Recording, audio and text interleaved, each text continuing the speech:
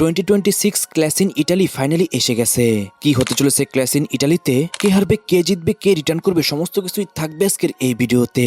Guys, এইটা একটা prediction video, চলুন শুরু করা যাক। Obafemi versus Brock Lesnar.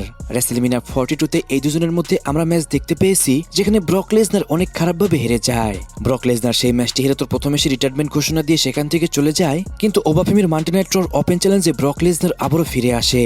Brock Lesnar ফিরে এসে ওবাফেমিকে একের পর এক 4টি F5 হিট করে ডিস্ট্রয় করে দেয়, যার মাধ্যমে ব্রক লেসনার জানান দিয়ে দেয় সে আবারও ব্যাক করেছে এবং সে এইবার আগের থেকে অনেক বেশি স্ট্রঙ্গার এবং কি ভয়ানক হয়ে ফিরে এসেছে। আর আমরা যদি ব্রক লেসনারের হিস্ট্রিও দেখি, ব্রক লেসনার যখনই কোনো রিম্যাচ পায় সেই ম্যাচটা কিন্তু সে জিতেই যায়। গোলবার্গের সাথেও ঠিক এইভাবে হেরেছিল ব্রক লেসনার, কিন্তু তার কিছুদিন পরে গোলবার্গকে একদমই ডিস্ট্রয় করে দেয় ব্রক লেসনার। শুধু গোলবার্গই নয়, এরকম করে যতবার রিম্যাচ পেয়েছে ব্রক লেসনার, সেই সমস্ত ম্যাচে ব্রক লেসনার তার ডমিনেশন কিন্তু সবসময় দেখিয়েছে। তাই গাইস, রিউমার অনুযায়ী এবং কি আমার প্রেডিকশনও কিন্তু এই ম্যাচটার মধ্যে ব্রক লেসনার উইন করে যাবে এবং কি ওবাফেমির সাথে তার ফিউড শেষ হয়ে যাবে। ওবাফেমিও কিন্তু এই সপ্তাহের মানডে নাইট র'তে বলেছিল ক্লাস ইন ইটালিতে তাদের মধ্যে যে ম্যাচটি হবে সেই ম্যাচটাই তাদের মধ্যে শেষ ম্যাচ হবে। তাই গাইস, এই ম্যাচটার মধ্যে ব্রক লেসনার উইন করে যাবে। তারপরে ব্রক লেসনারের ফিউড হতে পারে সামারস্ল্যামে গুন্থারের সাথে। আর রিউমার অনুযায়ী গুন্থার সামারস্ল্যামে হারিয়ে দিবে ব্রক লেসনারকে এবং কি এরই মাধ্যমে গুন্থার ক্যারিয়ার শেষ করে দিবে ব্রক লেসনারের। Becky Lynch versus Sol Ruca WWE women intercontinental championship match. Already এসএনএমইতে তাদের মধ্যে আমরা একটি ম্যাচ দেখেছিলাম যেখানে খুবই কন্ট্রোভার্সিয়াল একটা ফিনিশ আমরা দেখতে পেয়েছি। তাদের মধ্যে আবারও ক্লাস ইন ইটালিতে ম্যাচ হবে। এখন প্রশ্ন হচ্ছে, এবারও কি বেকি লিঞ্চ তার টাইটেল ডিফেন্স করতে পারবে? গাইস, রিউমার অনুযায়ী কিন্তু এই ম্যাচে সোল রুখার উইন করার চান্স অনেক বেশি। ফাইনালি এইবারই আমরা বেকি লিঞ্চের টাইটেল রেন শেষ হতে দেখতে পারবো। হতে পারে এরপরে বেকি লিঞ্চ একটা ব্রেক নিতে পারে, আর সোল রুখার নিউ ট্যালেন্ট তাকে ভালো মতন পুশ করবে হতে পারে WWE। Riya Ripley versus Z Kargil WWE women championship match.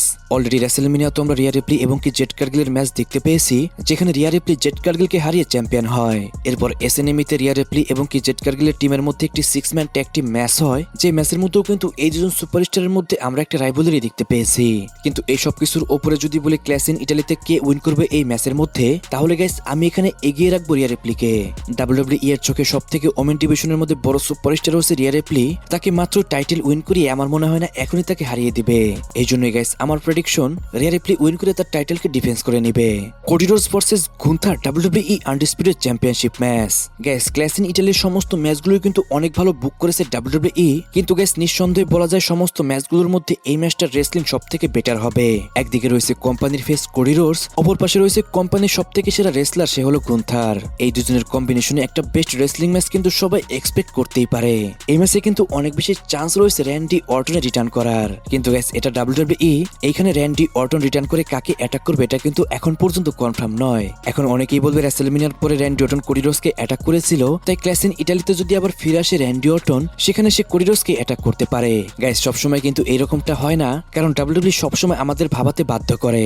এখন এই ম্যাচের মধ্যে রিউমার তো রয়েছে যে র্যান্ডি অর্টন রিটার্ন করবে, কিন্তু সে রিটার্ন করে কার উপর ট্রান করবে এটা কিন্তু এখন পর্যন্ত কনফার্ম নয়। তারপরেও গাইস, এই ম্যাচের জন্য যদি আমার প্রেডিকশন বলি, তাহলে আমি এখানে পিক করব কোডি রোডসকে।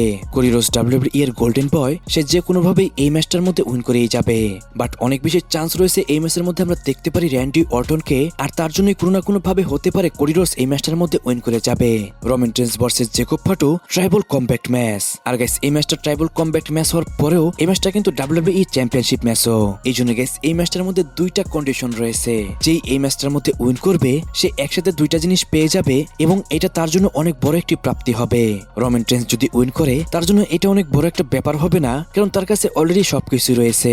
সে বর্তমানে ট্রাইবল চিফ, সে বর্তমানে WWE চ্যাম্পিয়ন। তাই সে যদি এই ম্যাচটার মধ্যে উইন করে তাহলে তার কাছে সবকিছু আবারও থেকেই যাবে। কিন্তু যদি জেকব ফাটো এই ম্যাচটার মধ্যে উইন করে তাহলে কিন্তু রাতারাতি জেকব ফাটো অনেক বড় একটি সুপারস্টার হয়ে যাবে। জেকব ফাটো হবে ফ্যামিলির হেড, জেকব ফাটোর কথায় চলবে রোমান রেইনসও। এই জন্য গাইস এই ম্যাচটা কিন্তু সবার জন্য অনেক বেশি ইম্পর্টেন্ট। রোমান রেইনসও চাইবে না জেকব ফাটোর গলায় ওলাফালা মালা পরাতে, আর জেকব ফাটো কোনোভাবে এই চান্সটি ছাড়বে না।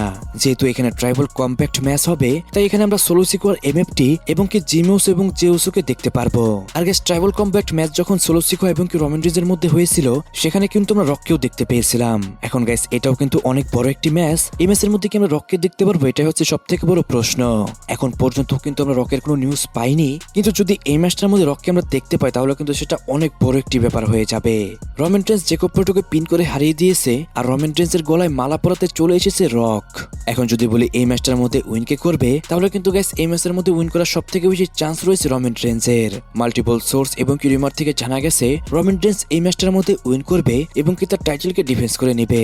কিন্তু গাইস আমি আবারও বলছি, এই ম্যাচে আমরা সোলো সিকোয়ার, এমএফটি এবং কি ওসোসদের দেখতে পারবো। এছাড়াও হতে পারে জেকব পল্টু নতুন কোনো টিম মেম্বারকে অ্যাড করতে পারে ব্লাড লাইনে, কারণ গাইস সোলো সিকো অনেকবার চেয়েছে সে জেকব পল্টুর সাথে কাজ করবে, কিন্তু জেকব পল্টু কখনোই তাকে পাত্তা দেয়নি। যদি রোমান রেন্সের পক্ষ থেকে জেউস এবং জিমি ওসো আসে, তাহলে তো জেকব পল্টুর পক্ষ থেকে এমএফটি আসতেই পারে। এছাড়াও এই ম্যাচের মধ্যে আমরা সেমিজিনকেও দেখতে পারি, আর ওজি ব্লাড লাইন আবারও বিল্ড হতে দেখতে পারি। So guys clash in Italy নিয়ে আপনার প্রেডিকশন কি হবে সেটা কিন্তু অবশ্যই কমেন্টে জানাবেন।